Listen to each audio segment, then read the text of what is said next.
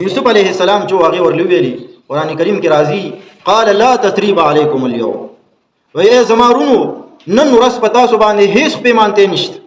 تاسو ټول ما د الله د رضا لپاره بخیل یاستئ تاسو دا ونه غنئ چې ګونې موږ مجرمان او خطاګان یو دا اوس د پیغمبرۍ د هغې د پیغمبر د هغې شان او شوکت باندې دلالت کوي چې پیغمبرانو له الله پاک څومره صبر ورکړی څومره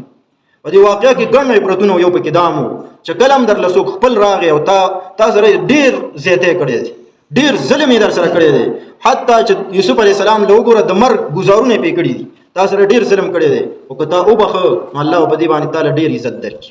په دې باندې ستا عزت نه کمیږي چې ته وایې چې ما سره ظلم کړی دی نور نه بخ پښتنو کې دا شی ډېر دی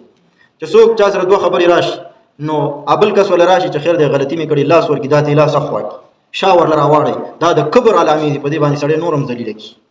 نه اسلام او شریعت او پیغمبرانو طریقه دا ده چې کله هم درله څوک راغلی او درله ویل چې خیر دی زه مجرم یم ما خطا کړې ده بس د الله د رضا لپاره نور د زړه نه هر شی وباسه یوسف علیه السلام ورته لا تثریب علیکم اليوم تاسو باندې نن هیڅ ګناه نشته دی هیڅ ګناه په تاسو باندې نن نشته نو ورونه شو وړی ولګېد